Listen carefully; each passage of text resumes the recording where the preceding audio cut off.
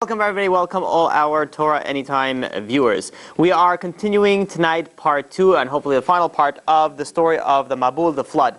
Last time we left off was that, well, let me give you a recap. Let's do like previously on Torah Anytime's classes. So we had the world was a bad place. People were not doing what they were supposed to be doing. They not only were not doing what they were supposed to be doing, they were also doing what they shouldn't be doing. And Hashem got upset and he decided that up to here is enough and it's time to destroy the world. We're going to etch a sketch the entire world, start again from the beginning. And the ultimate purpose was not to destroy the world. Hashem ultimately wants everybody to do tshuva, to do repentance and come back and not need to go through any suffering, any pain, or any tribulations that one needs to go through. However, they did not get the point. They waited.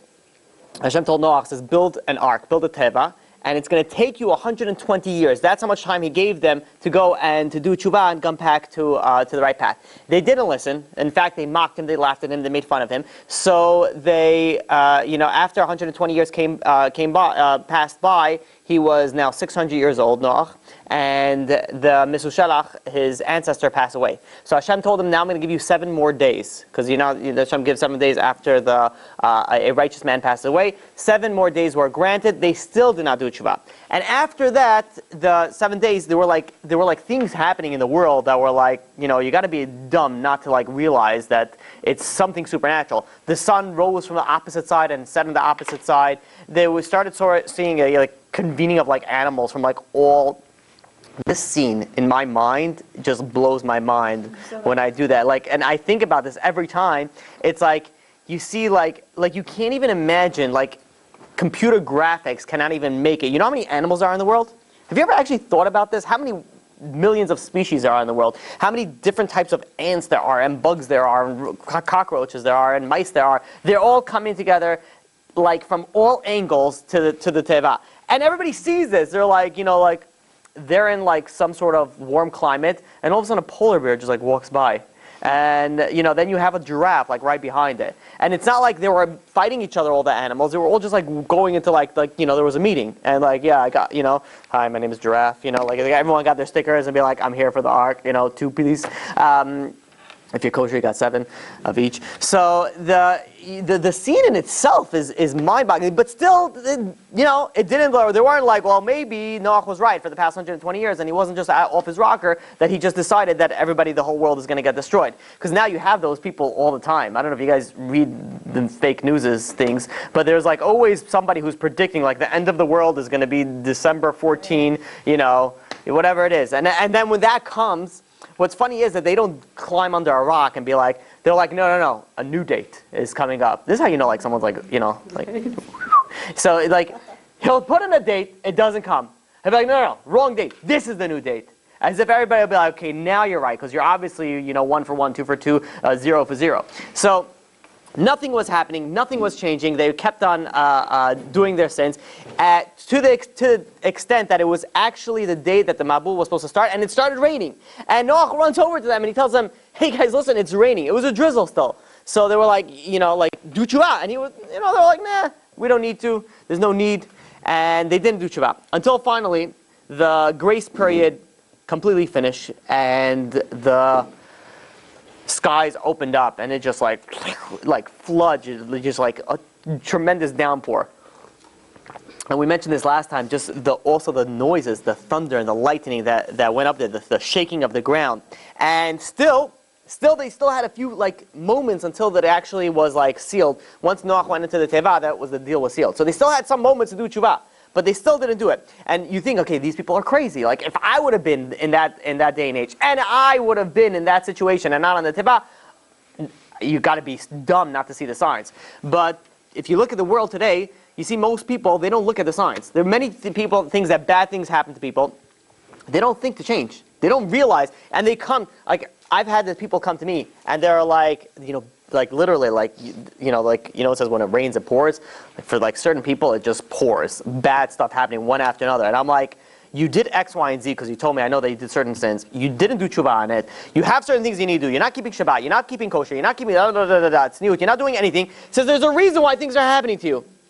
No, it's probably coincidence. Or you got, maybe I have an evil eye. Oh, this is the best. I have an evil eye. I'm like, yeah, because that's what you need right now. Like that just answers everybody. Either an evil eye or please check my mezuzah. Those are the two things that are easiest, so I'll do that. But to change my life, no, that's too much. So nowadays, it's happening also, obviously not to that extent that it happened in the flood, but it's still, it's still happening to that, to the same idea. So the water, it started raining. It started raining, so, like tremendous amount of rain. I don't know if you've ever been to like this like crazy storm where it rains so much, and if you just run outside to put something in the garbage and you come back and you're drenched. Think about that times like a gajillion, whatever it is, like just downpouring of water. I'm sorry. Why rain? Why not like fire or something? So actually, it was heat. It was heated. It wasn't just like yeah. So it was actually warm, and actually it was very hot. So well, it's not a sauna. You're not a jacuzzi. You'd be like, oh yeah, the warm rain. It wasn't meant to be enjoyable. So it would be a good, yeah. It actually the earth started, like the water started. What is that called? A geyser? What are they called when the water starts coming down from the ground? Hey. So, yeah, right. So imagine just like. I didn't know that. And imagine they just they open up the earth opens up and just like water starts. You ever been to like in the hood? All right, let's just speak about the hood. On a hot summer day in the hood, what do? One of the guys takes out the fire hydrant, right? And if you ever drive past by that, you get like a car wash. And you see there, it's like sprinkler. It's like Sprinkler City over there. The kids are over there, and the few parents are over there. The kids are running in the street, slipping and sliding on the pavement. They're like, whatever, it's free, it's fun. And so think about it. You know how much water comes out of just that fire hydrant? Imagine what that is in like tons of places all over the place. How fast the water is going to start piling up. So that's what happened. All the fire hydrants that was in the earth just like opened up, and it just started spreading out like boiling hot water, and the water started coming up. Came from under or from? Came from both under and on top. It's like the Titanic. Probably not. Whatever in my mind, that's all I'm thinking. The water sinking. The whole world will be full of. Yeah. So the water was going up. Why water? There's something very particular about water that no, actually water is actually a good thing. And I'll tell you a brief answer on what's special about water without trying to get too much sidetracked. So you have to know a little bit of Hebrew to understand this. So water in Hebrew is mayim. Mayim is water. There is something very mem yud mem. There is something very interesting when you go into the secrets of the Hebrew alphabet with the letter mem. It's secrets in all the letters. But particularly one thing that's interesting with the letter mem, so we know the Babel lasted for how many? For 40 days and 40 nights. There's something very particular. First of all, mem, the numerical value of it is also 40. You look at, for example, mikveh. Mikveh is 40 sa. There's a certain amount of water level that is required in order to make a mikveh kosher. And that is the measurement of 40. There is also, for example, midbar. The Jews were in the desert for how long? For 40 days. There is, 40 years. Thank you. In my mind, I'm thinking about something else. Well, I'll tell you what I was thinking about next. I don't know how to explain it in English. So there's the fetus is formed. The way that the fetus is formed, you could pray for either a boy or a girl up to 40 days. 40 days, that's when the fetus is born. The malkot, we give 40 lashes. There's a lot of things that's very, very interesting. It starts with mem, and it represents something 40. Now, what's so special about 40? What's so special about mem? And if you realize everything that I said, Matan Torah is another one. Mem, it starts with Matan Torah, 40 days that Moshe had to go up there. So there's something very particular about the letter mem. The letter mem represents something that's changed. It's a change. When you go to a mikveh, you're dunking under, you're coming out, you're going impure and you're coming out pure. A non-Jew, when it goes to convert, they go in, and a non-Jew, they come out a Jew. It has the ability to change. Midbar was even better. Let's start with Matan Torah. Matan Torah changed the entire world from before that it was a world that had a Torah to after there was a Torah. The Meimo, the Vlad, the fetus that's inside a woman, while the first 40 days it changes from being like nothing really in its sense to something that it's either a man or male or female at this point in time. So mem represents change. Mayim represents change also. This is something that helps you the change. The world needed to be changed. It was going bad. That's why when you go, the world was literally put in a mikveh. It had to be dunked under because it has the ability to change it from the bad qualities that seeped into the ground to what it was going to become. That is the short answer of what it is. There's a long answer? There's something very interesting that, there's a long answer to everything. Because it depends who you ask. There's something also very interesting when you deal with chemistry and mayim. Mayim is mem, yud, mem. Water is H2O, 2 hydrogen atoms and 1 oxygen atom. There is, and I remember doing some learning about this years ago on what was the oxygen, but it's very interesting how it all plugs in. The mayim and the H2O, how they work out together. Yeah, there's also the atom carbon is numerical value 6, and it's similar to the letter Vav as well. Okay, Yeah. What? Vav is 6. Vav is 6. Because carbon, if I'm not mistaken, carbon is an. You taking chemistry now? Okay. So carbon has the properties to attach to itself. So if you I don't know, I think only people that are dealing with chemistry will know what I'm talking about. But in order to, if you see like a long molecular compound, then you'll see a lot of carbons that are attaching everything. Carbon is something that attaches one atom to another atom. Vav is something that attaches letters. Vav, you see, Vav is N. Right. Vav also, if you the literal letter of Vav means a hook. Hook also attaches something. It's like a hook. Vav. So, anyways, not a chemistry class, but some interesting points for you got through that? You okay? We'll pass it. Chemistry tomorrow. I'll do tomorrow. Okay. So, moving along, the water started rising. The water started rising, and Noach was supposed to already go into the teva, but he didn't want to go until it already went up to his ankles. That's when he decided that he was going to enter the teva. Why was he waiting? He was waiting to see, like, maybe they'll do tshuva, maybe they'll go and they'll, God will change his mind because he's so merciful. Something maybe will happen. Let me wait. However, the Chachamim call Noach that he was a man of little faith, because if God told him to do something, you don't do any calculations. This is a very, very simple and very strong idea. When God tells you to do something, you do it. Tells you to jump, how high? When? Like, there's not like, okay, maybe this, maybe that. You don't try to outsmart God. So they called him a man of little faith. So as the water was rising, besides the fact, if you think about it, water is rising, boiling water is rising from the ground at such a level that, first of all, people, the motion of the water is also, you're not able to keep you even standing. There are people that even drowned in shallow waters for that reason itself. If you've ever been to, let's say, the ocean, and even if you're not so, but if there's a lot of waves, you get like, you can't even keep standing. So people even drowned even in the shallow waters over here. But once they saw, like, okay, this is not a regular rain. This is not a tropical rainstorm. This is not a hurricane category 5. This is something crazy. And that's when they realized, all right, maybe the guy with the boat wasn't so far off. We should try to figure out what's doing over here. So originally they had plans. They were like, oh yeah, well, I always see this as like little kids. You tell them, well, my father's strong with your father. Oh yeah, well, my father's going to do this to you. It was like back and forth. They were like, well, God is going to bring a flood. Well, what is going to bring a flood? From the ground, we'll put our giants to step our feet on them. We'll put the giants' hands to stop them from the heavens. So they implemented those plans. They ran and they told the giants, go put your feet on the cracks where the water is spewing forward to stop all the water. And the giants ran. They put their feet down, but the water was so hot that it was like, and they ran off, and the water kept them. So they couldn't even do it because of the heat of the water.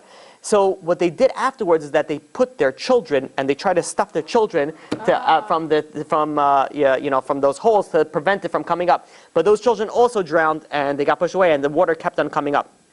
So even while this was happening, they still didn't be like, "Yo, God, forgive me." Yep. Yeah. Until they realized there's only one way out. Some of them ran to high ground, but they saw it was only a matter of time. So there was a group of people, small group of about 700,000, the Sefer HaYashar says. Yeah.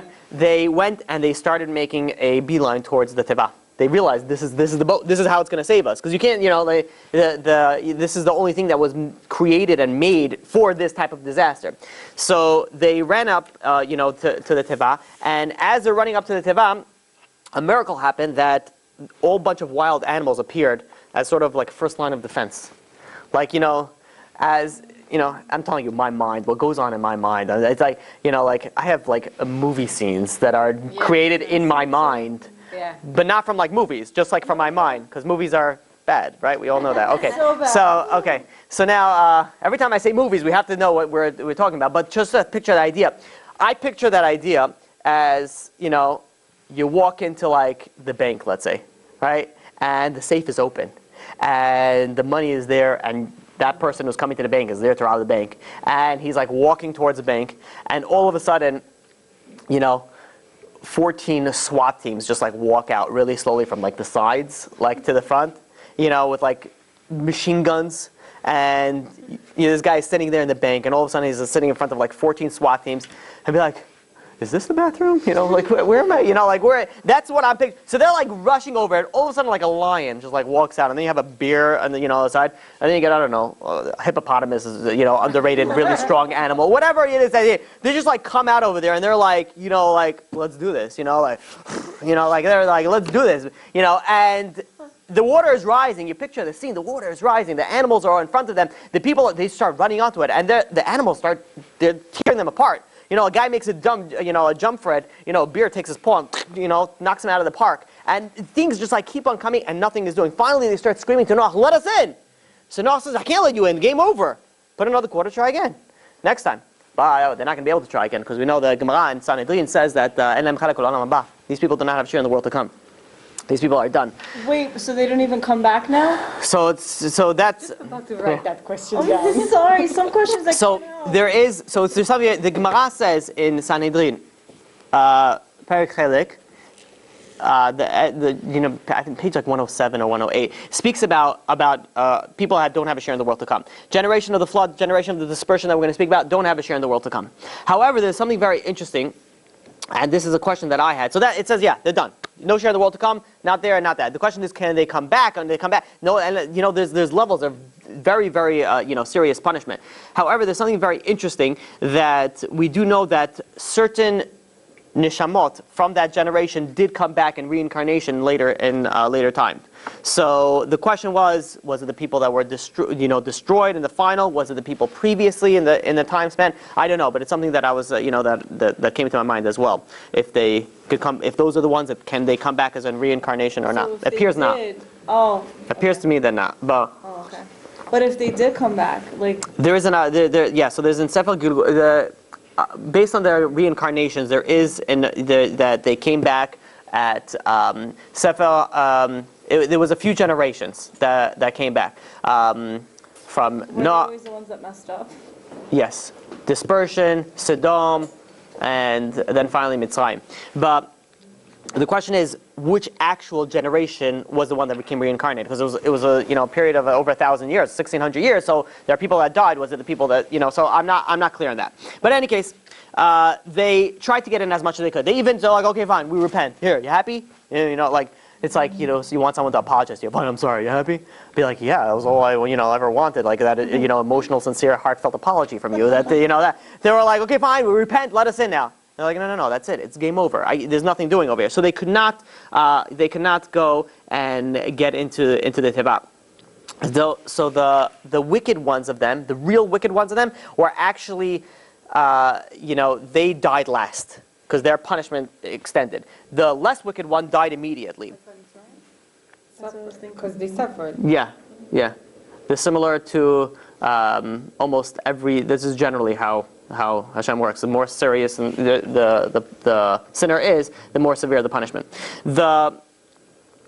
Besides all the water, there was also a toxic air pollution that went through the world, and this is even after the waters receded and everything went back to, so to speak, somewhat normal, this toxic pollution was still in the world, and because of this, the people's lives were not able to even live as long as they used to. Something in the air changed from that. So even there are some opinions of what happened in Israel, what happened in Eretz Yisrael. Did the flood take effect in Eretz Yisrael? Did the flood not take effect in Eretz Yisrael? There are different opinions of what happened, but for the aspect of this toxic air, that affected the Eretz Yisrael, affected the entire world. No one got saved from that. So that toxic winds destroyed everything. Whether you say that something was affected in Israel or not, it doesn't matter. Question is also what happened to the birds. So the birds are able to fly. Let's say some birds can even go above, let's say, the rain. What happened to them? So you had also this toxic air. You had also that they didn't have any food, so they either died from starvation. But regardless, they all died. They all perished except for whatever was in the teva. You had also people that they would eat, so okay, fine. They saw the water was rising, so they try to, it's raining and the water is rising. They makeshift rafts, some sort of makeshift boats they tried making, but with the waves and things, no one survived. Only one that did survive. I don't know if we spoke about it last time. Og Melech HaBashan. Og the giant, he did survive, and he didn't go inside. We did speak about it last time, I think, right? Yeah, we did. Yeah, Okay, fine. So good. Okay, we spoke about it. Why did he get to live? That's you didn't answer. He so there's a midrash, if I'm not mistaken, if my memory serves me correctly, that first of all he said that he was going to be a slave servant for Noach and also for Avraham, and Hashem wanted him to survive because he wanted to show the world what they used to be, the giants that they used to be beforehand. So did he repent? It's a good question. You don't know. No. Yeah. At least I asked. Yeah. What? He remained bad? Well, he wasn't the best. He didn't do, he was, but there's not much, like, you see, like, one of my questions was, how old was he? Like, how old was he? Because he lived for, like, a big part of, like, the Torah. He's in the story over there. And I was never able to, like, pinpoint, like, like, giants, it seems like it was, I don't want to call it a different race, but it seemed like it was different. It wasn't the same. It wasn't the, they didn't put, like, we know Mithushalach, how long he lived. We know Noah, how long Noah lived. We know how long Adam lived. For some reason, Og, unless maybe somebody who's listening can grab me this, I was looking, I remember years ago I was looking to find, I even asked a few people, no one was able to give me a date. And because it appears that he lived longer than anybody else.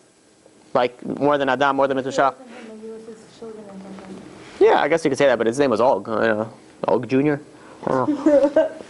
So, anyways, Noach, while inside the Teva, he devised some sort of clock to keep track of the time that was going on. 40 days and 40 nights passed by, the rain stopped.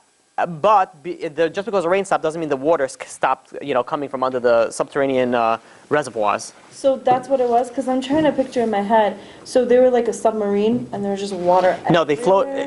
they floated on the top. They floated on the top, but... So where was the top? Yeah, but in my mind, I'm thinking like the whole world. The whole world, but I'm saying if you have a boat, what is it called, the buoyancy? I don't know. Whatever. You guys are This still in thing, it. So this you still have, it just keeps on going higher and higher, even no matter... How was the water? That's my question. How? Oh, so the water rose to 15 amot above the highest mountain. Wow. So that is significant. The clouds or no? Yeah, that's a good question. Well, I guess it's really relevant on the... Oh, you mean for the rain? No, because the water... So, right. So for the first 40 days, it's not where it rose so much. For the first 40 days, it rained. After the rain stopped, for the next 150 days, the water kept on going up from the ground. And that's when it started rising significantly higher. How many days was it? 40 days for the rain, 150 days that the subterraneans kept on going after the 40 days. What's subterranean? The water, the ground opened up, so to speak, and the water's from the inside. What? All in total? Total was not 190. What would you ask? What was the question? Total of days that was the Mabul. A year, a full year. Remember we answered this? Yeah, last 365 days. Okay. 190 just now. 190, Yeah. we're halfway through. We didn't get through the end of the story. So 190 is just where it got to the top, because then there's still the sinking part, and yeah. So okay, so now the teva was so heavy from all the things that it sunk in, because so have you ever seen these like freight ships and like that, like they're very tall, but because of their tremendous weight, they actually, like, there's a significant amount that's under the water. So the teva also, there was a significant amount that was under the water. In fact, 11 amot out of the 30 amot were under the water. So on top of that, but it still had enough to pass the highest mountain by 4 amot, because you had 11, we have 15 minus that, the 4. So they still are able to pass the entire, even the highest mountain. Now, I don't know, I think we spoke about the fish. The fish survived not by swimming around the teva. The fish went to the depths of the ocean where it was cool, so they were able to save from the heat of the mabul. There is an end to the ocean, right? Like there is an end. Yeah. There is, right? Okay. The ground of the ocean floor. They had a, there was once, there was a guy who did I forgot who it was, but there was a guy who went as far down what we know of the most deepest part of the ocean. He took this, I don't even know what this thing is called. It's not a submarine. It's like it went down I don't know, That's terrifying. thousands of feet, of miles, I don't know, but like all the way down to see what was going on there. It was a famous director or something like that. He did this. It was done by him, and then it was done previously in 1960 something, also to a similar depth or something. Whatever. I'm doing it from memory, from whatever. But there is a floor. I mean, there's always a floor. The question is, we don't know everything that goes on in the ocean. Right. Did we find Malaysia Airlines? Is that found already? That's not found. So look at that. We don't. With all our technology. Okay. So life inside the teva was a very interesting life, a very difficult life. If you think about it, staying cooped up with all the animals in the world and, your family, some say even the worst. I'm just joking. They loved each other back then. At least I hope so. Definitely. You're stuck in there for an entire year. And it wasn't like, all right, I'm taking a cruise for a year, and you like, thinking of and you go to the deck for a nice sunbathing session, and then you go and you fish you are cooped up in an entire thing with all the animals, the smell, the noise, the growling, the barking, the non-stop what was going on over there. Wait, So- why can Hashem make it a miracle for them all to be quiet? That would be a miracle. Just give me some peace and quiet, please, over here. Of course, yeah. It's not enough miracles going on over here. I mean, sure, but No, it says that there was a significant. Pilkei Rabbi Elazar, Sefer Yashar says that it was a very difficult situation.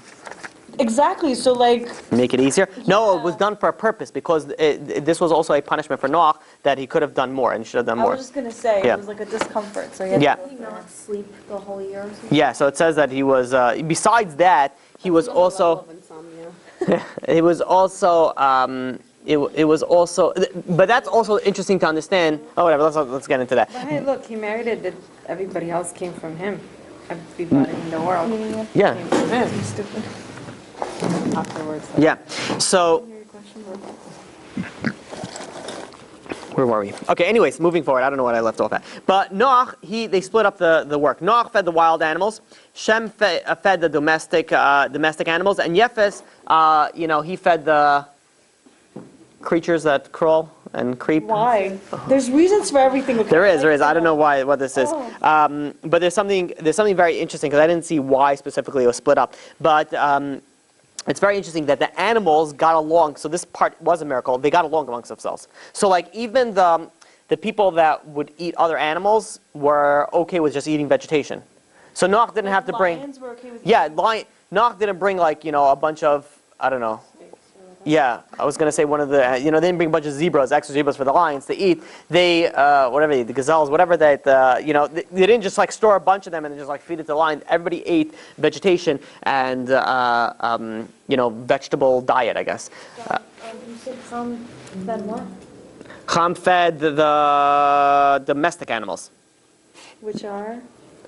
I don't know. Like Sheep. Dogs. Like cow. Cows. Wait, Cows. so Noach didn't feed anything but his kids? No, he fed the wild animals. Noach was the wild animals, Shem was domestic animals, and Yefes was the So what's Ham? Chinese dinner. What? It's like 4 people, right? Yeah, you're messing me up. 3, I said 3. Yeah, what about Ham, she's asking? Did I not? No. Noach, Shem, and Yefes.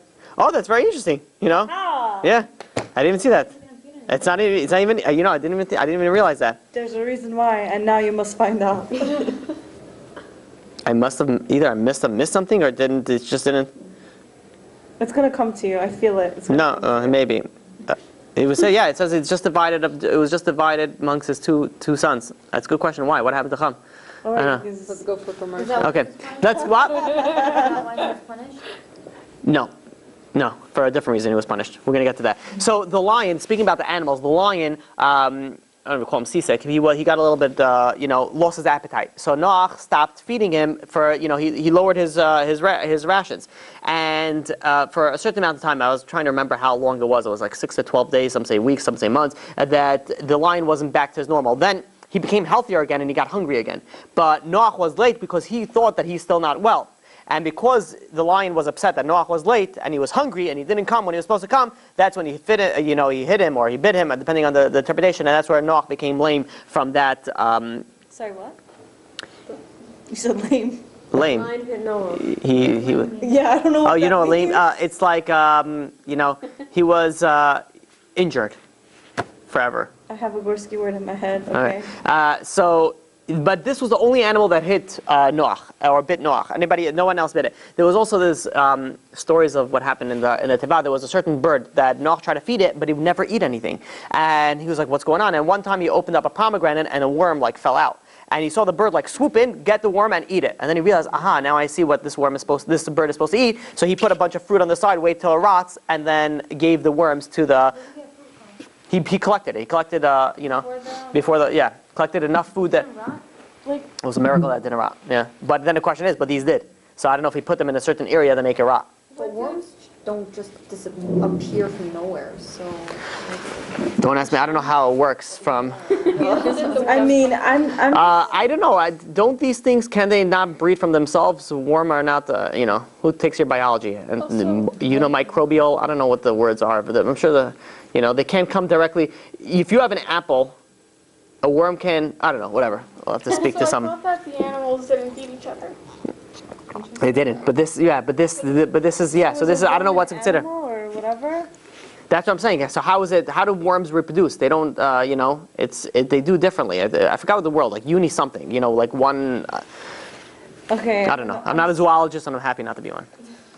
I know, whatever, but, so Hashem couldn't give Noach directions. Yeah, I gave him directions. Instructions, like here, do this, do that. He gave him the instructions, and then he said, take food and feed the animals. Okay. It's a good enough instruction. You'll take it? All right, good. Yes. All right. So there was another bird that this bird was always sitting in its cage and never wanted to take any food. So Noach eventually goes over to it. He knew how to communicate with the animals, and he said, like, what's up? Why are you not eating? So the bird said, I don't want to. I see how hard you're working. I don't want to burden you. I don't want to do that. So Noach was so touched by this bird's humility that he gave him a blessing that he should live an eternal life. And there's a machlokes if this bird lives just a really long life or actually lives forever. Is it a dove? No, it's called a chul. I don't know how you translate it into, was a chul? Yeah. What? No. I don't know. No. So anyways, okay. After the 150 days so we had 40 days of the rain, and we had 150 days addition of the water coming up from the ground. So you're up to 190 days that Noach was praying to God, save us. And in the merit of a few things, God started to make the waters recede. Number one. I'm sorry. Why did he pray? Didn't he already know that Hashem saving him? Yeah, he does. But you always need prayer, even if you know that you get something. You still need to, the prayer. Isn't that show that you don't have him or not? No, just the opposite. So that will be like somebody who'll be like, I don't need to pray. I have faith that God will give me anything. I don't have to go to the synagogue 3 times a day. I don't have to do anything. I have emunah. He knows that Hashem chose him from everyone in the world. Yeah, it's still, but there's still an element of prayer that's always required. You always, even if the point of prayer is to connect for you to God. And even though when you're let's say there's a prophecy that God promises something, it's going to happen. The negative prophecy is not, but it doesn't eliminate the factor that you have to pray. So there was a few things. Number one, Hashem made a treaty with Noach that he's going to be saved, like you said. And number two, all the effort that Noach put into taking care of the animals also was a merit, and also the merit of the animals themselves that they didn't crossbreed beforehand was also a merit in itself. So Hashem sent this strong wind to cool all the boiling waters, and then it started uncork the plug, and it was started to drain the entire world, and the water started coming down. And on the 17th of Sivan, the Teva came to a rest. Now, where did it come to rest? It came to rest on Mount of Arat in the place of Kuldan. So where's Kuldan? Everybody wants to know because they say, I found the Teva over here. So there's 3 interpretations that I've seen for the Teva where it rests. Either it's in northern Iraq, or in Ashur, Assyria, or it's in a place in Italy. I don't know where they found it. They claim that they found like years ago. I remember. I don't remember if it was they claimed that they found it. Well, it has to There be were pictures near. of it, no? Well, it has to be near anywhere where the perm story happened, because not Noah, Haman used it to build the gallows. So yeah, but the problem with that is that they had access to the entire world. Achashverosh ruled the entire civilized world. So Haman got it in like Yeah, one so night. what, he flew out, whatever? He like walked to like Italy and came back? I don't know. So you're saying it's near the It had to be. I'll Google it. northern Iraq then? Then it'll be northern Iraq. Thank you. Okay. So, thank you very much. Anyways, after Noach waited another 40 days, and he opened the window, and all he saw was just water. So now the question was like, how long? He knew that he cannot leave the teva until God tells him, but he still wanted to know what's the process. So he wanted to send someone out to go and scavenge the area and see what's the damage, where are we holding at? So he had three potential candidates that came to mind: his son Ham, the dog, and the raven. Why particularly these three? There was a rule: you're not allowed to have relations in the teva, in the ark. These three violated that rule, and they had relations. So Ham, what happened with Ham? So Ham's wife, there's a midrash that says that. So Rabbeinu Bachai brings it down that she had relations with one of the giants before they went into the teva, and Ham didn't want to prevent shame from his wife that she had relations prior, so he went and he had relations with her in the teva, so that when she gives birth in the teva, it will be like, okay, well, it's mine because he had the relations. So, but in any case, he had relations with her in the teva. His punishment was that he would appear dark. He came out black, and the next one was the dog. The dog had also relations in the teva. His punishment was that it's very difficult for a dog to separate from its mate after relations. And the raven also had relations. Their punishment was that it would have to use its beak and it would spit a lot. It was like a very odd scenario that happened. I'm sure there's tons of questions over here. All right, I can see already. I'm trying to hold it in. I do not want to focus upon this a lot, but go ahead. Yeah. So I remember learning, maybe I misheard, that like Noah was drunk and Ham was laughing at him. This is after. But because of Spoiler alert. Okay, there we go. He was black. No, that he got other issues. It says that they found it in Turkey and stuff. Yeah. Oh, Turkey. Right. Sorry, that's what I remember. I don't know. That's fine, don't worry. Yeah. Turkey's nearby, I guess. I don't know. So- Persia. So did his wife have a child? Yes. And it's a machloket if it was Sichon or Canaan. Right? It was a machloket if it was Sichon or which was also a giant, or was Canaan. Wait, so for the whole time they were in the teva, nobody had relations, So right? no, only those three. Okay, so my question is, you know what? Forget it. I'm asking you afterwards. Okay, no problem. So he had these three he wanted to go and send out. He figured who would be the least of risk. It would be something that could fly. So he decided he's going to send out the raven. And so he goes to the raven and says, you're up. I want you to go out and check what's going on. Raven says, I don't want to go. No, I don't want to go. He says, it wasn't a question. Go. And, so the raven was like, what's going to happen to my species? Like, you're just going to send me out. What happened? Who knows what's going to happen over there? And Noah says, you got a few eggs going on over there. I wonder how they got over there. And he says, you don't have to worry about your species because he had relations already. So Noah took the raven and he sent him out. And the raven didn't want to just go out. So he was just like flapping it right outside. And he's like, I don't trust you. He says, you know why you're sending me out? You've got, eyes on my ladybird. And he's like, and Noach tells him, and he says, are you kidding me? He says, I stayed away from my own wife. What am I going to do with your a bird? So he says, so the midrash says that the raven kept on staying around and he started making noises so that he knows, and the Noach knows that he's still out there. So don't think that don't try any funny business. And meanwhile, he was getting tired, so he started, rummaging around. He saw an actual piece of flesh floating in the water, and he actually grabbed the flesh and he ate it, the bird. And which we learn from here also, that God provides for everybody. The wicked, the bad, the good, God provides. But eventually, he returned to Noach, empty-handed, not with anything. Noach was like, he says, I don't want to let you back in.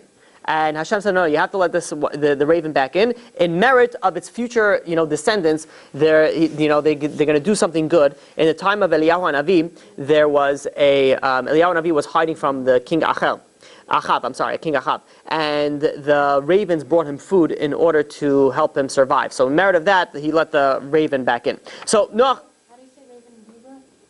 How is it written? Yeah, hold on.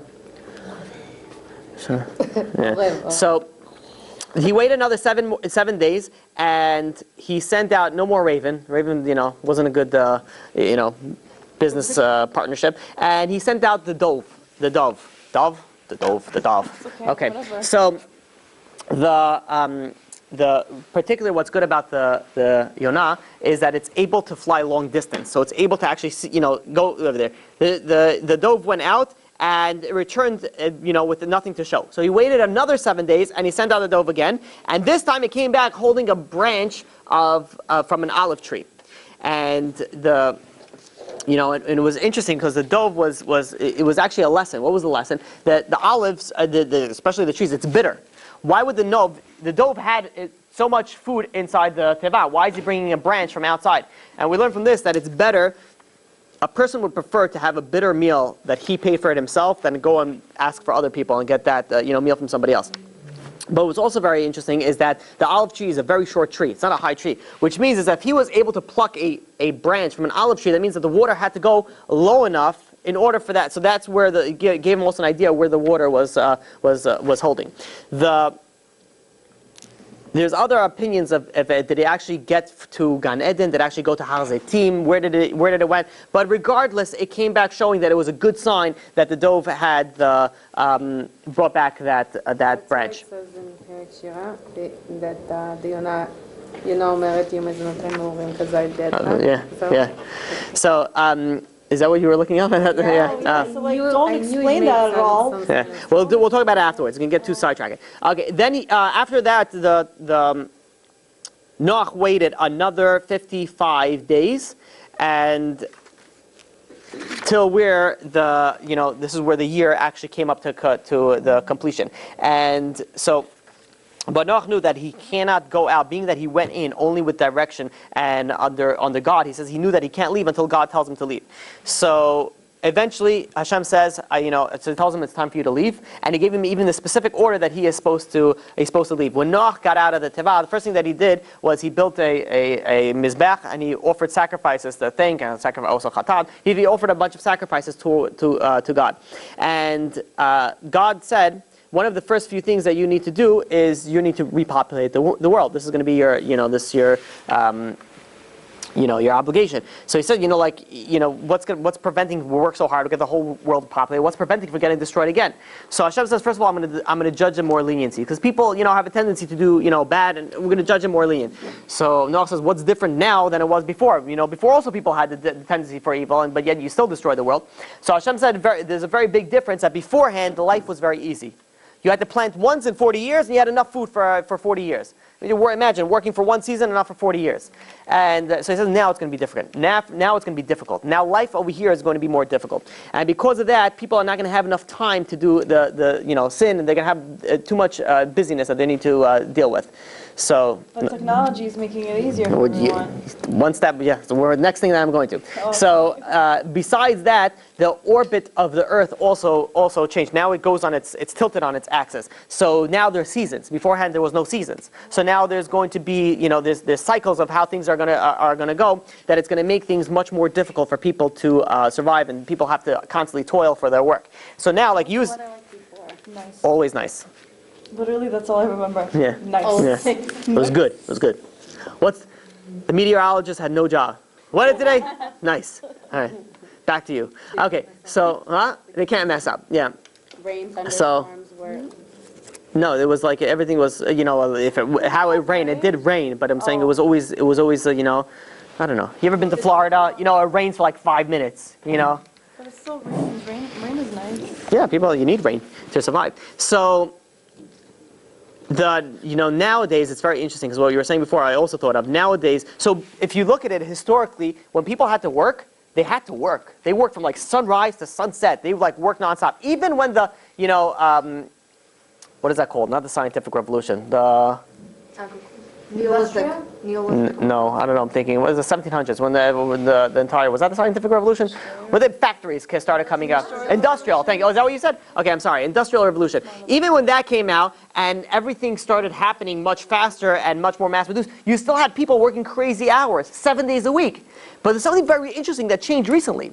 Recently, all of a sudden, you don't work 2 days off every week, and you work generally 9 to 5, 9 to 6, whatever. You don't, unless you have some crazy profession, you work in a corporate law or something, or you're working as a medical doctor. So okay, fine. So you have the crazy hours, but the general population, they work normal hours. And now we'll look at what people do. It's very interesting to see how the world, when there's more time on their hand, how much more depraved the entire world became, how much more immoral the entire world became. You look at it nowadays, at least from my understanding, I may be wrong. Can you imagine it was a more immoral time since the generation of the flood than it is nowadays, of what goes on and the fact that the abilities, you have also the convenience of sinning so easy with all these technologies and all the ability and all the free time that you have the ability to do so much more. Go ahead.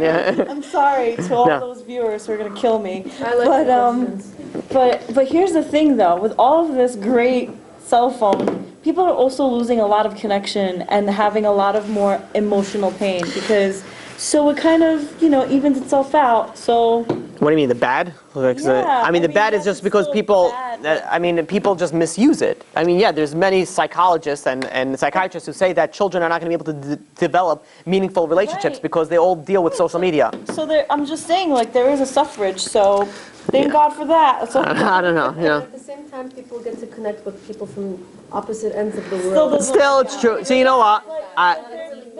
If you want to connect to somebody against the opposite end of the world, you could connect it without. I have people be like, I went to yeshiva in Israel. So in Israel, it's like I had friends from Australia, from England, from South Africa, from not Tibet, no, and from all over the place. So you think, okay, I need social media to get. I'm like, no, I don't, for years I didn't have social media until someone started the social media for me for the Torah purposes. But for that, you didn't need it. And guess what? I got a hold of those guys if I needed to get a hold of it. It's not like you need it, it's a must. Like, oh, well, my Chinese friend from, Korea is going to need to... use social media to... Granted, you could use it. Torah Anytime, his logo is God's reason for the internet. And that, it's... They pay for that. Trademark. It's, I don't know. So I would use it. The idea behind it is that everything that you have can be used for positive and negative. Everything can be used for positive and negative. So yeah, Baruch Hashem, we're able to use this for positive. But if someone were to ask and say, listen, I need to get internet in the house because I want to learn Torah, what would you think every single rabbi, who's a real rabbi, not a, will tell them to do? It'd be like, don't worry about it. Learn from the books. You don't need the, there's plenty to learn, to do that. It's so much more risk of opening up your house than internet. Nowadays, happens to be that most people, especially anybody that's listening to us online, has access to internet somehow. So, yeah, it's you have to. It's like having a computer. In America, yeah, technically. Okay. You don't need to. You don't have to. I know this girl that just got engaged and her dad's a rabbi or something, and she was mentioning to someone else that her husband's family, when she gets married, she won't be able to use internet at all. And she's studying to she's gonna have a career, and it's gonna be hard for her not to use the internet. So she was annoyed about it, but she was oh, I don't want to start my marriage off fighting. So I'm just gonna good woman, smart. Yeah. Not really. Yeah. Okay. You know what goes? You know how many kids get? If I were to tell you certain things, what goes on at what age young kids look at certain things, that's a worthy. Okay, so you don't watch YouTube, all right? How much do you actually use internet? Amazon? Go to your local stores; they still exist. Not for long. Possibly, but yeah. All right. Anyways, moving along. So Hashem said, don't worry, I'm never going to destroy the world again with a flood like I did now. Towns can get destroyed. People can get destroyed, but the world in itself is never going to happen again.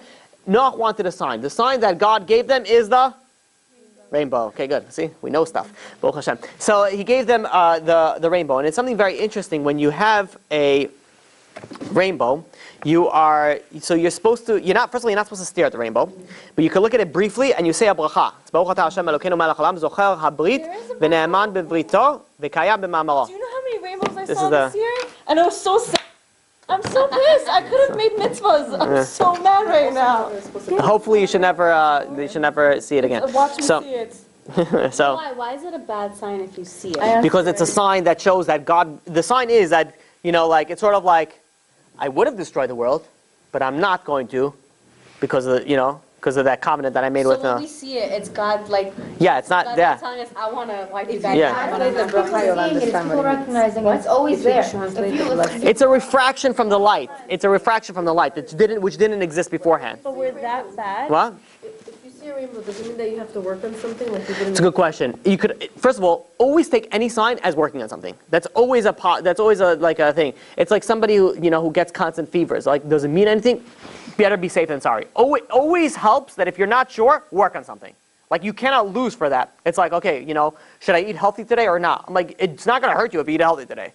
Just eat more broccoli, celery, whatever, these things that don't taste like anything. Just eat stuff, eat grass. So it's not going to, whatever, the green leafy vegetables. But we're that bad that Hashem wants to Potassium. kill us? I'm sorry. I'm sorry, I can't hold myself. Why? Good, go for We're that bad that Hashem wants to kill it? But we're not as bad as the flood. Like, seriously, come on. They did crazier things than And they were destroyed. But, but like, it was everybody at once. You can't, they're like... Right, so we do have some good. He wants to destroy. I think he just wants to say, hey, you know what? I'm expecting more out of you, and try to be a better person, because I know you can. So cute. All right, let's move on. After the teva, let's go on, because we're not gonna. I need to. It's getting late. And I want to finish this. We're almost finished the mabul, but I want to do also the generation of the dispersion. Sorry. Spreading out? Yeah. So I want to do that. So now So what happened was that after the Noach went out of the teva, Hashem gave him the permission now to eat animals. Beforehand, they were not allowed to eat animals. They were all vegetarian. Everybody was a vegetarian. Now they had the permission to eat animals for that. Also, one of the reasons why they didn't have permission to eat animals beforehand was when Hashem created Adam and Chava and all the animals, originally they were all supposed to be immortal. They were supposed to live forever, including the animals. Now that Adam sinned, now everybody has a death penalty, subscribed to them. Everybody, except for maybe that bird. So everybody's supposed to die. Now, if Hashem would have said, okay, now you can eat the animals, that means that they made a sin, but they're benefiting from the sin. So Hashem said, no, you're still not going to be able to eat from the animals. Noach, afterwards, he's going to be able to eat from the animals. So you don't benefit from the sin that you did from the tree. Okay. So then where did Abram and Achai come in? Right now, Abram and Achai came for this start. People were literally taking a bite out of a... It wasn't like, that God said, okay, I see that there's going to be an issue over here, like, we got to restructure over here, we have to do it. It was, this is where the law came. You're allowed to eat from it, but you're not allowed to eat from Abram and Achai. But did it really come in? Because we know that the brothers with Yosef, that they didn't... Yeah, but that's first of all, so that's the question why they did that. But the answer for that was they actually created that it wasn't an animal. It was actually a creation from like Sefer Yetzirah type. What? We'll go afterwards in more detail. Okay, just remind me afterwards that question. It's a longer answer. Yeah. So now they had. This is where the Sheva Mitzvahs B'nai Noach came into completion. So let's go through them really quickly. One is idolatry. This is non-Jews. These are the requirements, obligations that they have to do. They're not allowed to commit idol worship. They're not allowed to have forbidden relations. Question what that entails. They are now allowed to murder. They're not allowed to curse God. They're not allowed to steal. And now they have a legal system. They have to require a legal system. And now the seventh one is they're not allowed to eat from a live animal. This is a very big problem, especially in Asian, culture. They eat live creatures, and they eat live creatures. They eat crickets like shit. They take like little octopuses. They dip it in like mustard stuff, and then it's like, and it's just like they put it in their mouth. Someone sent me a video, and it was like. Because like while they're eating, like a tentacle went out and they like took it in like spaghetti. They're like, yeah, So it was like, I'm like, are you an alien? Like, how are you human? Like, I don't even if it tastes the best in the world, like, how can you do that? I don't know. Anyways, so but picture the scene. Noach gets off into the world, and it's have you ever heard silence? You live in New York, so no. But if silence is like. There's like nothing. There's like, just think about, there's like no animal noises. There's like just nothing. No birds, no wind. Like everything was just still, just complete silence. So Noach went and he started appointing, jobs for his sons. So Shem was going to be in charge of spiritual matters. Ham and Yefes will alternate. Some with dealing with the land, and others would deal with the animals. I guess you could say like a shepherd. But now they needed to have, population, not control, but now to get the population growth. So they were all required to, because the only addition that they had was either Canaan, like we said before, or Sichon, that giant. So Noach went, and his focus was cultivating the land. So he was the man of the land. He was going to be doing, the planting and the vineyards and all that. And when he was,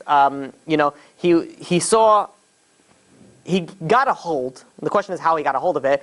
A certain, grapevine that was floating. Noach was grapevine that was floating. Now the question is where he got it from, how he got it. Was it from the Etz Hadas? Was it from Gan Eden? Was it from beforehand? But he got this miraculous grapevine, so much so that when he planted it, it grew instantly. It was like, Jack and the Magic Beanstalk. Think of it like that. Like he put it in, I don't know if it went instantly, but from I remember the books, it was instantly. And so he went in there and it grew instantly. And he was like, oh, look at that, grapes. So he took the grapes, and what he did was he squeezed them out to get the liquid out of it, to drink it. And then a thought occurred to him to ferment it. And he fermented it, and he invented wine. This is where wine was invented. And he tasted it, and it was like, okay, this is nice. This is good. It takes the edge off a little bit. And suddenly, the Satan appeared to him. So some say Satan, some say it was the demon appeared to him. And they were like, what you got there, Noach? It's like, I just invented this amazing drink. It tastes good. It's makes you feel nice and relaxed. So Satan says, listen, I'm aware of this thing. It's an invention for you, but I'm aware of it. Let's make a pact of what, so he says, is this wine, is this going to be good for humans or bad for humans? So Noach says, I'm thinking about it. It says, it depends. A little bit might be good, but too much is not going to be too good. So he says, so Satan says, okay, let's make a deal on how it's going to work. He says, and it says over there that the Satan took a sheep, a lion, a pig, and slaughtered over the vine and came in. But what does that mean? And a monkey. Sheep, lion, pig, and monkey. So he says, it doesn't mean symbolically that the blood ran in there, or it actually, what is in reference to is as follows, which is why I skimmed through over that, because I knew there was going to be a bunch of questions on that, but because this is where the ultimate point is of the Midrash, that the sheep, why is that? Because if you drink a little bit, you're like a sheep. You're like buzzed, you're chilled, you're relaxed, you're fine. All of a sudden you drink a little more, you're like a lion. You ever see somebody that drinks? I don't know if I told you this before. I told you about my little friend who went to fight with the. Okay, so. What? I'm gonna ruin everything. Just snatch your hand like no. I wonder if you'll listen to this, because if you'll listen to this, you'll know who I'm talking about. So, I had a friend, my size, right? Same size. So like 6'5", 6'6". You're laughing. They don't know. Why is he little then? My size. Why are you saying little friend if he's your height? Questions later. By the way, I have no time to edit this, so this is going up as is. Because it was Purim. And, there's an obligation that the boys in Israel take very, very seriously, more than any obligation ever created in the world, is that you have to drink. It's a must. It's like, there's nothing, if you don't drink, you're not Jewish. So it's like serious. So everybody drank, and I still remember. If he's going to listen to this, I know he's going to come right back to me. He's like, "What are you talking about me?" I'm not going to say his name, but anybody that was with us will know who I'm talking about. He was just all in orange. That was his costume. It was like head to toe orange, and he was, So, have you ever been to Israel? You guys been to Israel? There are people that, the soldiers, you don't know them, they're like dressed all in black and they drive motorcycles. They're like the top of the Mossad, like style stuff. I don't know if you ever seen them. They drive around like in this like speed bikes. They like, you haven't seen these people in action. It's crazy. Like while the bike is still going, they'll jump off, arrest the guy, like pin him to the thing. They're all like giants. They're all like, did like Krav Maga since they're like a fetus. These people are like, they take down anybody without any questions asked. They're all dressed all in black helmet, black visor, like you see nothing. There's like no emotions. Or like RoboCop is coming at you, and they're coming at So we were in a certain area, and these people show up. Now there's certain times, it was in Israel, with certain times, like no matter how tipsy or drunk you are, you sober up. Like, you're like, all right, everybody, like, act normal. Like you're able to sober up. Not him. No, not my friend. So I still, right? And the guy's like 6'5", 6'6", and he was like picking a fight. He's like, you want to go? Like in Hebrew, you knew Hebrew. He's like, come on. And we're like, no. This is not going to work out for you, buddy. This is not going to happen. And he was like, oh, let's do it. Come on. And he was like, becoming very aggressive with it, and we're like, don't worry about it. We'll take care of him. We're like holding him down. But that's what it means. It says when you drink a little bit, first you become like a sheep. You become very calm. All of a sudden, you drink a little bit more, you become like a lion. I could fight him. You ever see people that, you ever realize how many bar fights there are? Non-Jewish world, of course. Non-stop. Why? Because they get in there and be like, I could do anything. Like when you have enough junk. So that's the second stage. You become like a lion. Third stage, you become like a pig. You start rolling in, mud, dirt, potential feces, whatever, anything else. After that, you're like a monkey. That's the final stage. You're swinging from the chandelier. This is where that's the final stage. And this is this is already a tradition that was made already since wine was invented. So Noach went and he went to his he was going to go, he drank too much. He never drank before, he drank too much. He went to his wife's tent, and so to see how to say this, that it's clean,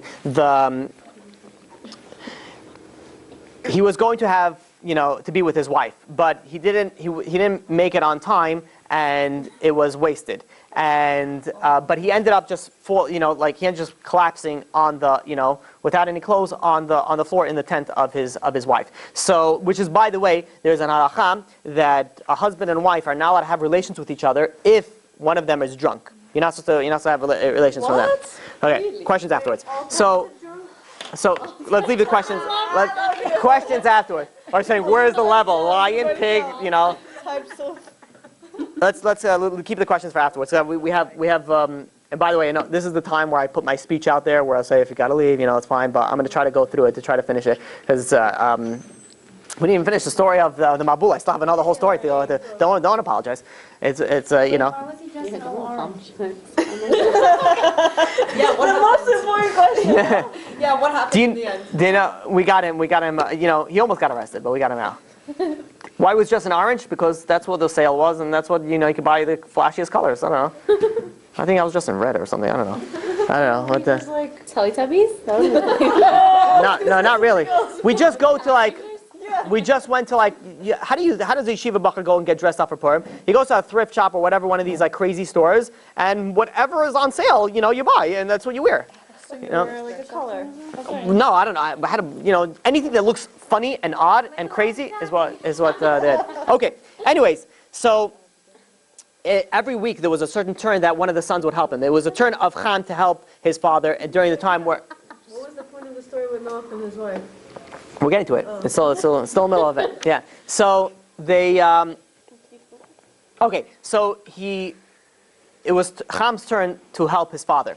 And Ham was with Canaan, and Noach already expressed a desire that he wanted to have another child. Why do you want to have a child? Because he has to repopulate the world. And he's thinking, he says, as I'm getting older, it will be beneficial if I have a younger child that will be able to help me as I get older. So Ham, when he heard that his father wants to have another child, he was very disturbed by this. He said, I don't like that sound, because they're already 3 brothers.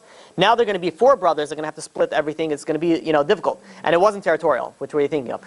So originally, he thought about it. He said, look at Adam. Adam had 2 children, Cain and Babel originally. It wasn't about territorial. You have enough land in the world that they could split up and never see each other without a problem. But it was the ideologies that clashed. Babel, for example, was spiritual. Cain was materialistic. The ideologies clashed, and they one killed the other. Now Ham was thinking about it, is now we're 3. Now we're even worse. We're so much worse than Cain and Babel was. You have over here, Shem is going to be spirituality. Yefes, he's going to be in secular, intellectual humanism type of idea. And Ham is going to be material paganism. If you add a 4th dimension to this ideology, this is going to make everything all that more difficult. So he was very upset about that. His father wanted to have a fourth kid, and so he went, and this is as he was going to speak to his father about it, to help his father with whatever he needed. He walks in, and he sees his father is without clothes, is laying on the floor over there. So he, it's a question who did it, Ham or Canaan. We're going to go with the opinion that it was both of them, together are involved in it because they both got punished for it. His son, his son. Yeah. So Who's Canaan? his son. I keep saying it. We spoke of Ham's Canaan. Remember we said that they had a son. Oh, not his legitimate son. Okay. Well, okay. Isn't he like So, one at this point? What is it? So- What do you mean illegitimate? okay, we'll speak about it afterwards. We're not I'll gonna. tell you later. Yeah, we'll go through it afterwards. So, what Ham did, he saw an opportunity and he took it. And what he did was he made an operation on his father that would not allow him to have any more kids. He gave him Uh, a vasectomy. He castrated him. Yeah. So he went and he did that, and then he went over and he told his brother. He says, "Hey guys, listen, I took care of a problem, whatever it is." He said, and they were like, "What did you do?" And they told him what he did. Immediately, Shem jumped and started running toward the tent. Yefes started running at him. He says, "Shem, where are you going?" He says, "What do you mean? We got to go cover, father. Look, he's sitting over there in his shame." So Yefes says, "Okay, fine. I'll come with you." So they go. Shem and Yefes go in and they pick up a blanket, but they did this is that when they went in, they made sure that they wouldn't even accidentally look at him. Wow. So they did so many precautions. They turned away, they covered their eyes, they were going back. They went with their free hand. So they went and they covered Noach, and so that he would be covered and he would be, it wouldn't be, degrading that he's sitting over there with, in the situation that he is. Noach woke up a short while later and he immediately saw. Well, he wasn't awake. He was yeah. Yeah, Oh, so he didn't feel the pain? He had wine. Okay, you could have a lot of wine, like... It was the first wine ever. You're asking questions on wine that produced in one day, and that's what shocks you, that he was, that he couldn't wake up. Yeah. So anyways, so he goes and he sees that he had a wound. Immediately he saw that he had a wound, and through Ruach HaKodesh, divine inspiration, he knew the whole story that happened. He knew what Shem did, he knew what Yefes did, and he knew what Ham did. So he called immediately Ham and Canaan, and he says, you both really disgraced me and degraded me. And he says, Noach tells him, he says, Ham, I really want to curse you, but I can't because God already blessed you. He says, Bless him with what? okay, we'll go for God blessed all of them that they should go and have more children and repopulate the world. So he goes and he says to Canaan, and he says, from now you're going to be cursed, that you're going to be condemned to a life of slavery. Oh. And why is that? Because you showed no self-control. Therefore, your self-control is going to be in the control of others. You're not going to have control anymore. Furthermore, Noach tells Ham and Canaan, he says, I want to have another child to help me. Now, I'm not going to have that. So who's going to have to help me? Shem and Yefet are going to have to help me. So now, because they're going to have to help me, because it was your fault that now you're going to have to help them. That you're going to be slaves to them. Why So. did Ham just help Noah because it's his fault? It's something very interesting because you see that also I noticed that Ham didn't even help in the Teva. There's something very interesting going on there that I'm not, I haven't found in any of the Midrashim that it speaks about it. Again, if somebody knows anything about it, please share. Tony Off time. camera. Yeah. So I'm saying Tony time can answer that. this is why the slaves. Oh, so the slave has a. Anything that a slave has belongs to its master. Now there was a midrash that brings down that the Africans came over to Alexander the Great, and they said, the Ein Yaakov, okay, it brings down from the Ein Yaakov. The Africans came over to Alexander the Great, and they said, listen, he says, what is Israel called? Eretz Canaan, the land of Canaan. Who does Canaan come from? Ham. And we know Ham came out dark, like, black. So he said, the African said, it says, they took our land. Eretz Canaan turned out to be Israel. It says, that's our land. So Alexander goes to the Jews and says, that's a good claim. He says, that belongs to them. Why do you guys have it? So there was a man that came, Gevia ben Psisa. He came in and he said, what is your claim? Like, where do you get your information from? They were like, what do you mean? From your Torah, from the scriptures. So he said, okay, fine. So he said, I'm going to prove from the scriptures also. It says in Parashat Noach that Canaan is going to be cursed and he's going to be a slave to his brothers. So he's a slave to who? To Shem and Yefet. And now he says, the fact that you are dwelling in the land of Canaan means nothing because you belong to us. And even more so, He says, you're supposed to be our slaves. He says, where have you been for the past thousands of years? He says, now, welcome back. He says, please, bechavod, come in. So Alexander tells him, he says, that's a good answer. He says, what do you say to them? So the African says, give us 3 days. And they ran, and they fled. And they fled, yeah. But they were able to keep all the fields that they left by. They were able to keep in the area. What? The Ethiopian Jews. Are they legit? They're just. Yeah, they say that it comes from Shevet Dan, I believe. So okay. Anyways, so where were we dealing with? I'm sorry. Okay. No, it's fine. Okay. So now the punishment. So now the punishments were. Now let's deal with what happened so he was going to be slaves, but there was going to be more to punishment for that. Ham received more punishments. Because he looked at his father, his eyes are going to become red, always looking bloodshot. Now this is the man laws brings it down. Because he mockingly told his brothers about what he did to his fathers, his lips are going to be made thick and gross. And number 3, because he turned his head to see his father, his hair is going to become very bristly.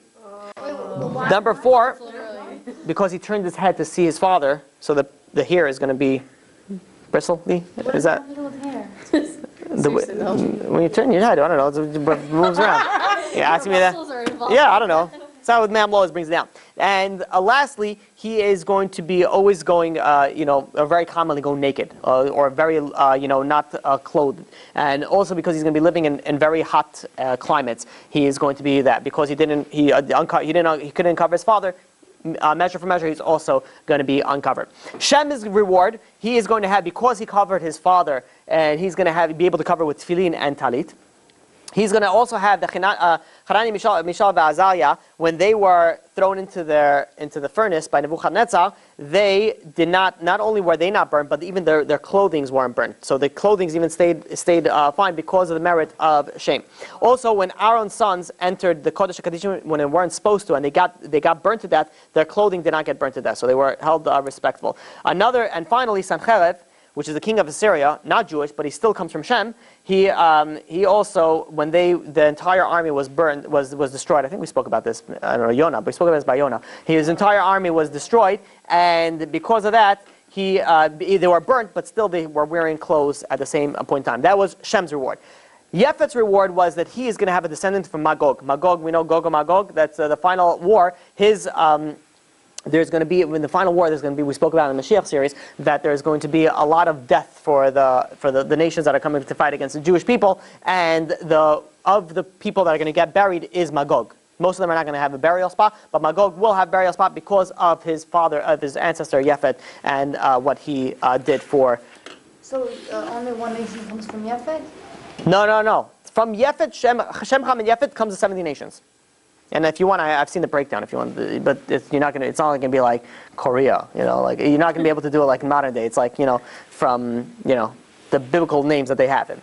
So okay, so that was the punishment, and that was the reward that they each had. And after that, they went on their own ways, and they each started creating. And now, from everybody that's alive now comes from either one of those 3 siblings, Noach, Shem, or Yefet. Because Shem, Ham, or Yefet.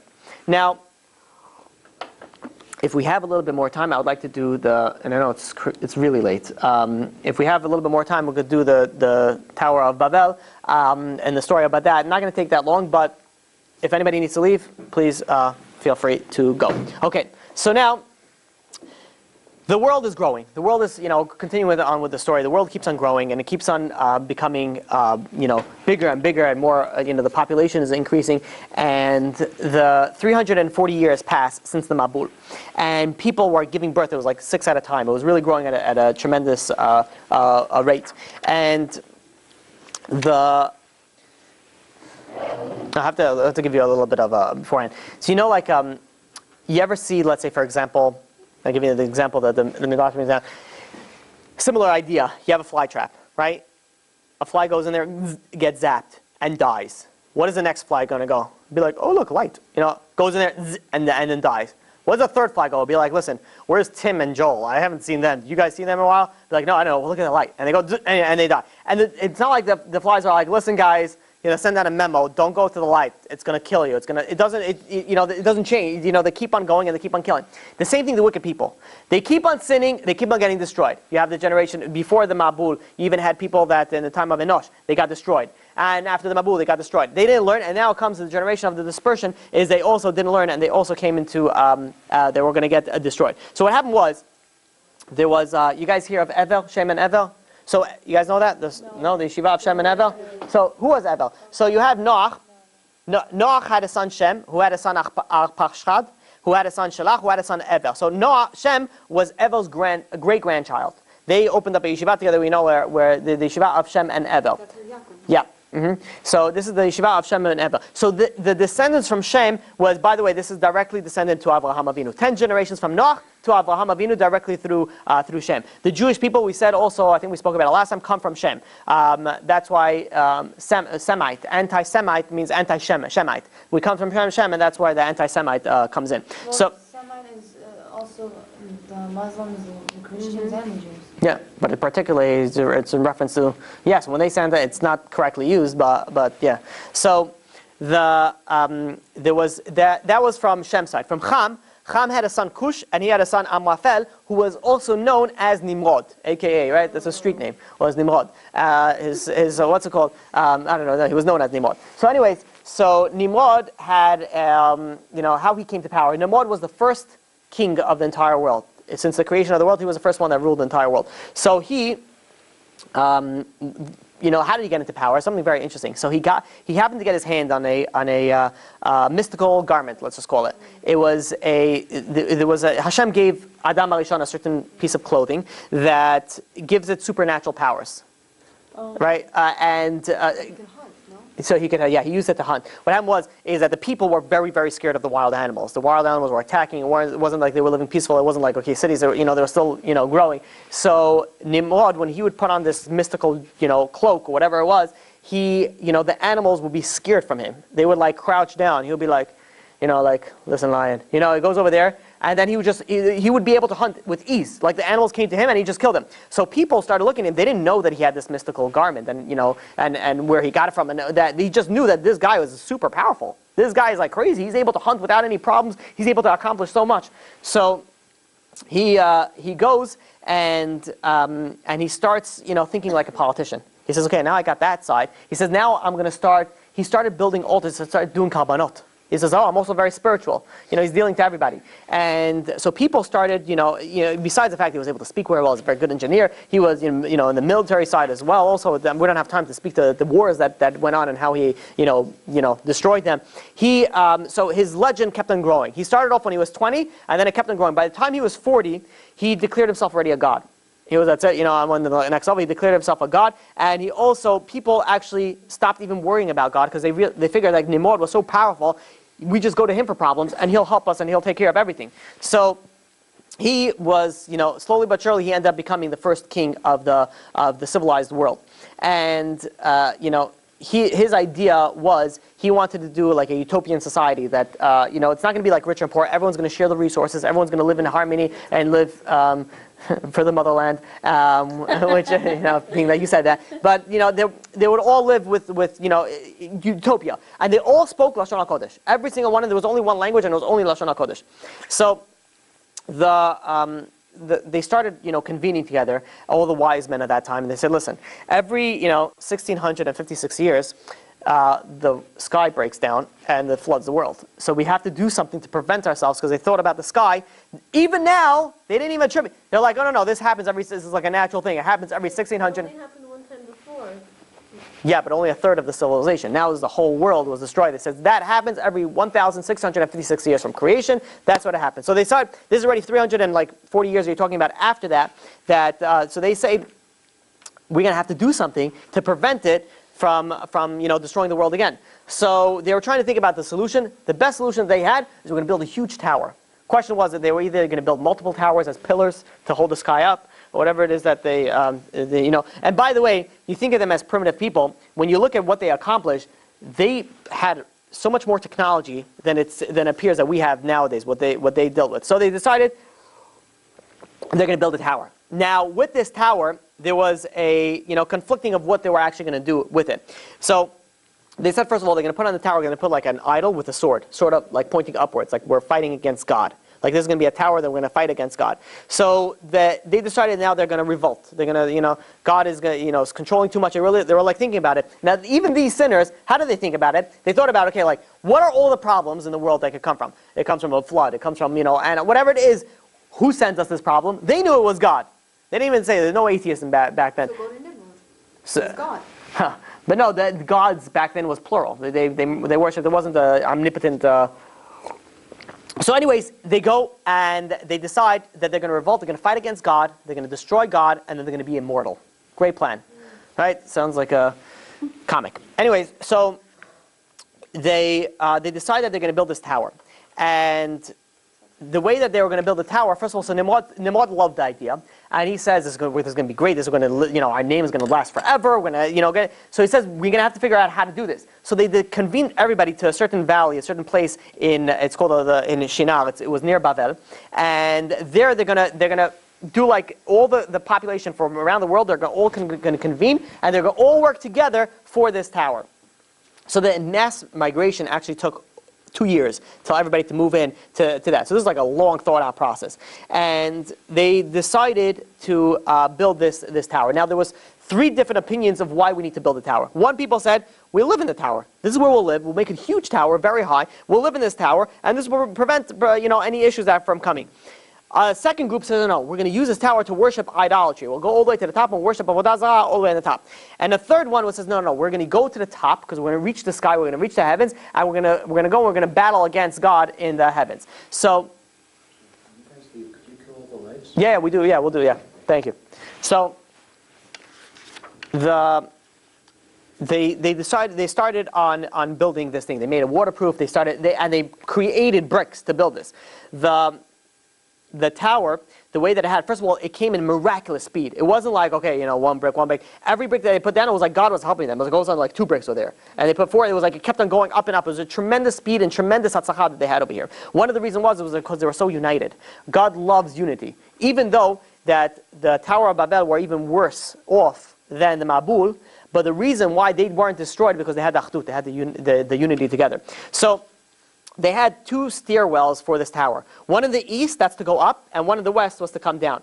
Now, in the beginning, it's pretty simple to build it, but if you think about it, after you manufacture bricks, you have to hold it all the way up. So it became a time that people, when it gets really high, a brick is worth a lot. Its weight in gold it was worth. So if a brick goes really high up, imagine how much time, it says over there, and the question is, can you understand this literally or not, but I'll tell you anyways.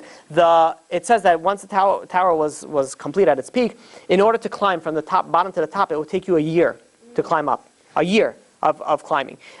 So if you think about it, the height of it, if you're carrying a brick all the way up there, and it falls off like halfway through, you're like, wow, this is like a tremendous. So they cared more about bricks than people, and that's why this is a very famous midrash. People know that if people fell down from the tower because they were working very high up and they fell to their deaths, they didn't blink an eyelash. They're like, okay, was the brick safe? Is that okay? And because they focused, it was more. If a brick fell off, they mourned in it. They're like, oh my gosh, a brick fell off. What are we gonna have to do over here? So the focus was completely on the tower, nothing about on the human side of things. 5 people were, defied Nimrod and went away from the whole creating and the building of this tower. So from the whole world.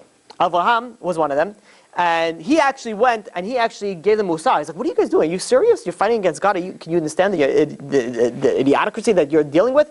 And they were like, he says, what? So they told him back. He says, "Well, you consider yourself a loyal servant to God?" He's like, "Yeah, I am." So he says, "Then why did he create you barren? You can't have any kids." There's a question. Some says that he was even created without any reproductive organs. Avraham. So Avraham says, "I accept it." So the people answered, "Well, we don't." And that's why we're building this tower. And how much they, Abraham gave them Musa, they didn't listen. Noach, Shem, and Bavel also, rebelled, and they rejected this whole thing. And Ashur also rejected. Ashur is Assyria. He actually moved away. When we said the story of Yonah, this is why the Nineveh, he came from Ashur. This is why. You guys remember that story? A bunch of blank faces. You said all into the voice. I don't think you... Oh, I forgot. I didn't speak over here tonight. Oh yeah. Okay, that makes more sense. That's okay. What I'm thinking. Okay, I forgot. I didn't speak of that over here. So in the story of Nineveh, they did a lot of sins, but they didn't destroy. They didn't get destroyed like Sodom. Now the question is, why didn't they get destroyed? Why did they have the opportunity for Yonah to go and rebuke them? And the answer was because of their ancestor Ashur, because he left from the Tower of Bavel. So in that merit, they were able to get Yonah to come and rebuke them. Okay, a few more minutes and we're done. The Shem and Evel, they went into seclusion. They went into seclusion and served God for seclusion. Noach went and he paid his attention to the land. He cultivated the land again. Only Abraham was the one who was fiercely, fighting against him. And he was 48 years old at the time. Noach was 940 years old at the time. So, Noach was still alive? yeah. But shouldn't they all have listened to him because they all came from him? Do you know children that don't listen to their parents? Or grandparents, or great-grandparents, or great-great-great-great-great-great-parents? So they didn't listen to him. Noah obviously had something to him. If he's able to give brachot and they actually mean something. Yeah, but it's interesting because it says that he didn't associate with them. He was just like on the side. I mean, like he didn't even. Only Abraham was one who was outspoken about it. Did he get punished for that? No, too? no, it doesn't say that. But so what happened was that eventually Hashem, decided once they actually cut up. It's funny because I remember reading this years ago, but I haven't read it now when I was looking at it, that they actually shot out bows and arrows into the heavens when they got to the top, and God made a miracle that it came down bloody. Like as if they were fighting God and they were winning. So I don't remember, I was looking at it now and I couldn't find the source for that. But I remember reading this a while back. But in any case, Where'd you read it? I don't remember, yeah, I was looking for it also. So it was a while ago. But anyways, so Hashem decided that now he's going to have to separate them and he's going to have to punish them. So what did he do? He first of all he sent out an angel to a bunch of angels to go and to spread out their languages. The language they all spoke Lashon HaKodesh, and then they all spoke Lashon HaKodesh, same dialect. Like Spanish, you have like 7,000 dialects, like they're all Spanish. And you have like Chinese, forget about it. Like Chinese don't understand each other, but they're like, oh no, it's a different dialect, I'm sorry. I'm like, you both sound like you're screaming, you sure you can hear each other? Like, it's like, just, you can't make out some words, and they can try as hard. Some of them don't have no clue. It's Chinese to them also. It's like, they have no idea what's going on. So, not only did everybody have the same language, they all had the same dialect, so they got along very well. And this is possibly why the technology that they had back then was able to go so fast, so far, because everybody was united, everybody was working together, everybody was able to communicate. So all of a sudden there was complete confusion. Like someone started speaking Spanish, they was like, hola. And I was like, what do you do? Pass me the brick. And he's like, oh, senor, I don't know, he gives him a shovel. So yeah, brick. He's like, what are you doing? He's like, it's like, are you making fun? And they ask for one product, they give a different product. He says, no, this is what it means in my language. This is what it means in my language. And they ended up getting into like a bloody war from it. They're like getting furious. It's like, what are you making fun of me? And like road rage on the mountain. And it was a civil war. There was blood flowing everywhere. Besides that, there was also a hailstorm that came down from above that just started knocking people from the top of the tower down.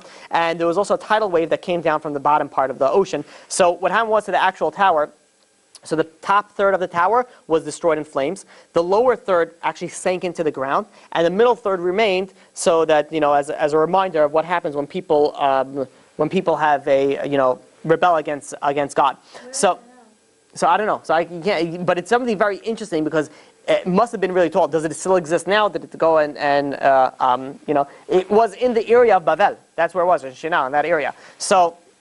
And it says even the remaining third, to tell you how high it was, if you were to stand on the top of the remaining third, the third of it, the trees look like tiny grasshoppers. That's how high you are. And there's also, the Mamlaws brings down that just the third, you could walk in its shade for 3 days. That's how big the tower actually was. So the punishment was dished out based on what their intention was for the tower. The people that wanted to go and live up there, they were spread out to the entire world. The people that wanted to worship idols, they got their names, the languages all split up. And the people that wanted to do battle with God, here's the part that you guys are going to love, they turned into apes, demons, and that type of creatures. So that's where evolution maybe comes in? Well, it's backwards. It's reverse evolution, yeah. But even beforehand, we spoke about it. I think they look more. Yeah, exactly. So it's possible also where they might have gotten wrong. But the whole evolution theory, I'm going to give a class on that once because yeah. Anyways, it is on those. So it's right. So Shem, the descendants of Shem, they settled in the area of Asia. Ham settled in the area of Africa, and Yefes in the area of Europe. And now, Where was America? America is more European. Wait, where was Shem? Shem was in Asia. So what happened was is something very interesting. So you know what's called Bavel? Bavel, where we know it now, it comes from Bilbul. Bilbul is to mix up, because God mixed them all up. That's why the name became Bavel, and this is where the dispersion, ended, and they all went into their own, lives. But what we see over here, one of the main lessons that you can learn from this thing is the fact that God sends punishment if you do bad things. And don't be like the idiots and the fools who be like, oh, this is a coincidence. Be like, no, nothing is coincidence. There's no such thing as coincidence. If something happened to you, there's a reason for it. And if you don't wake up, another little reminders are going to come your way. And the reminders get louder and stronger and harsher, and you don't want that. You don't want that. You want to tell God, no need for reminders. I'm going to do tshuva. I'm going to come back full force. I'm going to do what I need to do. And this way, B'ezrat Hashem, we won't have any more reminders, and we won't need any more floods or any rainbows also as well.